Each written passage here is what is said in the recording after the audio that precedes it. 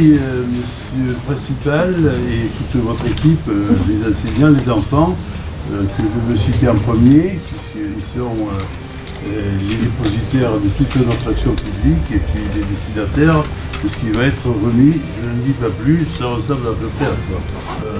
On sait que le monde a changé, que vous êtes dans une civilisation que nous n'avons pas connue, nous les enfants de la montagne, puisqu'on n'avait pas de téléphone, on n'avait pas de télévision, on n'avait pas de tablette, ça ne nous a pas empêché de grandir, d'apprendre, d'être éduqué et puis de réussir sa vie. Et peut-être pas dans la vie, même si certains l'ont fait. Nous avons, je le dis pour les parents d'élèves, une action qui est double, puisque c'est une action à la fois pour améliorer les apprentissages des élèves, et puis c'est une action aussi d'éducation citoyenne pour leur apprendre aussi à être vigilants sur tout ce système d'information auquel on peut accéder par les outils technologiques, puisque naturellement, vous le savez, il peut y avoir évidemment de très bonnes choses, et puis il faut aussi rester vigilant et attentif aux dérives possibles, parce que justement, un des enjeux de ces outils technologiques, c'est de pouvoir maîtriser l'information à laquelle on a accès, et donc finalement, c'est l'éducation à l'esprit critique, c'est ça qui est le plus important.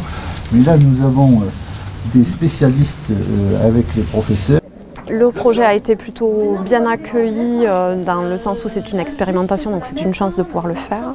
En même temps, plein de questions sur les problèmes techniques voilà, que ça peut poser. C'est surtout des enseignants qui se sont formés tout seuls.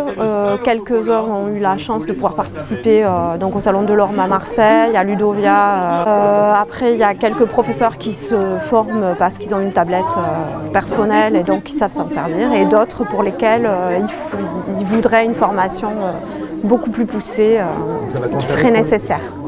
Là pour l'instant on est une dizaine à avoir été dotés de tablettes.